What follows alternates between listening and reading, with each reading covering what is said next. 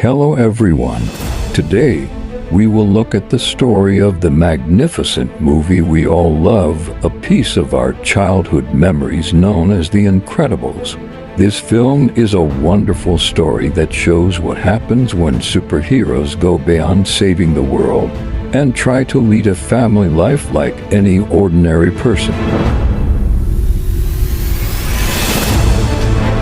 Our story begins by showing Mr. Incredible Bob Parr driving a very modern car, dressed in a sharp suit. Bob had a big program that day. It was his own wedding. While rushing to the wedding, he suddenly hears information on his car radio about a crime in progress. Even though his wedding time was approaching, Bob's heroic instincts wouldn't let him stay silent. Immediately, he presses a button in the car, and the fine suit he is wearing transforms into his super suit. The car also changes into a high-speed hero vehicle. When he reaches the crime scene, he finds gunmen trying to escape after robbing a bank. Bob easily subdues the thieves with his great strength. However, at that exact moment, another problem arises. He sees a French criminal named Mavrix preparing to blow up a large building. As Bob runs to catch the criminal, a young boy suddenly stands in his way. This boy is named Buddy. Buddy is a huge fan of Mr. Incredible and kept pestering Bob, saying, "I want to be your ward, Incrediboy." But Bob angrily sends him away, saying, "I work alone, go home." This leaves a deep wound in Buddy's heart, a wound that becomes the starting point for a major disaster years later. That same night, while Bob was struggling to keep the building from collapsing and save lives, he rescued a man who was about to jump. However, that man sues Bob in court, saying, "I wanted to die. Why did you save me?" This lawsuit spreads like wildfire, and superheroes all over the world face charges from people claiming, "You interfered without our consent and caused us harm." The story is just beginning. To see how Mr. Incredible's hero era ended and how he turned into an ordinary man, don't forget to subscribe. And if you like the story, encourage us by hitting like. 15 years later, that era of heroism has ended, and we now find Bob Parr working as an insurance employee in a cramped office. Bob now has a belly and a receding hairline. He spends his days bored in his office, surrounded by people's bickering. Surprisingly, that heroic spirit has not died within him. He constantly clashes with his boss while secretly helping his clients get their insurance payouts. The situation is similar when he returns home. His wife, Helen Elastigirl, is busy taking care of the children. Their children also have special powers. Violet, she can turn invisible when she feels anxious. Dash, he has the ability to run like lightning. Jack, since he is still a baby, his power is unknown. Risk, although Helen advises the children to hide their powers and live like ordinary people, Bob wants his son Dash to participate in sports and win. Because of this, arguments often break out between the couple. One night, while Bob and his friend Lucius Frazzoni were secretly saving people, a mysterious woman named Mirage was watching them. She was waiting for the right time to invite Bob to a new heroic mission. While Bob is struggling with his boring job at the insurance office, he gets into a heated argument with his boss one day. When the boss sees someone being mobbed and forbids Bob from helping, Bob loses his temper, picks up his boss, and throws him through a wall. As a result, he is fired from his job. While Bob is sitting in his office, afraid to tell Helen I was fired, he finds a mysterious tablet in his briefcase.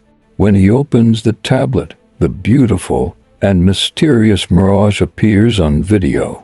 "Mr. Incredible, the world needs you," she tells him. Mirage invites him to destroy a highly advanced robot called the Omnidroid that has gone out of control on an island and is attacking people. Bob lies to his wife, saying, "I have a big conference," and secretly travels to No Man's Island. When Bob reaches the island, he engages in a great battle with the robot.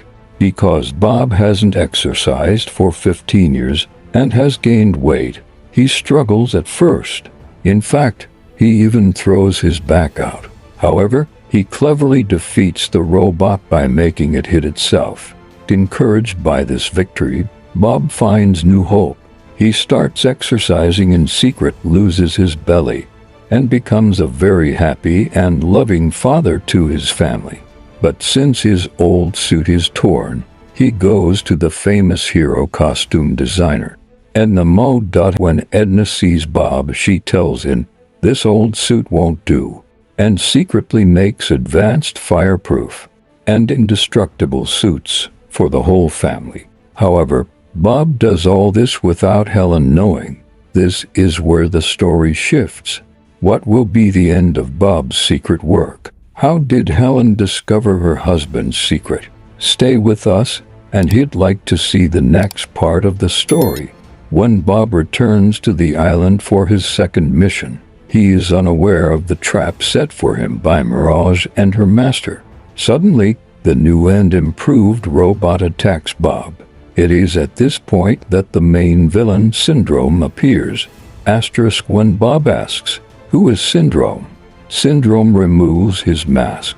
He was Buddy, the one who begged Bob to be his sidekick as a child, and whom Bob had rejected. Because of his hatred for Bob, Buddy spent years building robots that study the weaknesses of superheroes. Syndrome tells Bob, "You didn't want me as your sidekick. Now I will make myself a hero. I will destroy all superheroes. Then I will defeat the robot I created myself and be called a hero in front of the public. When everyone is special, no one will be." At home, Helen becomes suspicious of Bob's behavior. While looking for Bob's old suit, she finds the new suit Edna Mode made for him. When she goes to Edna's house to inquire, Edna tells her where Bob is and what he is doing. In fact, Edna shows her the GPS tracker built into the suit. Realizing her husband is in danger, Helen puts on Edna's special suit and takes off for the island in a private plane. However, unbeknownst to her, her two children Violet and Dash hide inside the plane. Syndrome detects Helen's plane on radar and fires a missile at it. Even though Helen pleads, "My children are on the plane, don't shoot," Syndrome was heartless. The plane explodes in midair. As the plane explodes, Helen Elastigirl skillfully transforms herself into a parachute, clutching her children Dash and Violet, and lands safely on the sea. Helen realizes she must be stronger than ever now. She hides her children in a cave and advises them, "You are not ordinary children now, you are heroes. Use your powers when danger comes," and enters Syndrome's secret office to find her husband. On the other hand, Bob, Mr. Incredible, was broken with great grief, thinking his family was dead. While Syndrome is torturing Bob, Helen sneaks in and releases Bob from captivity. Bob's joy at seeing his wife alive was boundless. In the meantime, Syndrome's soldiers reach the cave where the children are. Although Dash and Violet hide in fear at first, they show their true identities when the soldiers try to catch them. Dash chases the soldiers around at a speed that allows him to run even on water. Violet fends off the soldiers with her invincible force field. The scene where the whole family meets in the island's jungle and defeats Syndrome's army together was magnificent. However, Syndrome uses his technology to trap them all in an electric field. Our story is coming to an end. How will the Incredibles stop Syndrome when he tries to destroy the city? Stay with us and subscribe to see the conclusion. Also, don't forget to share the story with others. Syndrome has sent the giant robot to the city.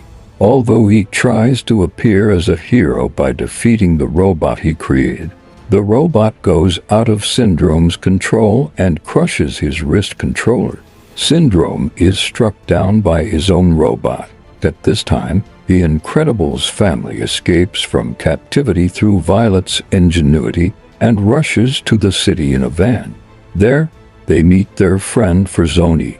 The battle was extremely difficult, but Bob told his family, "I tried to protect you by being alone, but we are strongest when we are together." Finally, Bob uses the robot's own arm to make it pierce itself, causing it to explode. The city is saved from destruction by the hero's magnificent struggle. When the family returns home in victory, another shocking thing awaits them. Syndrome was not dead.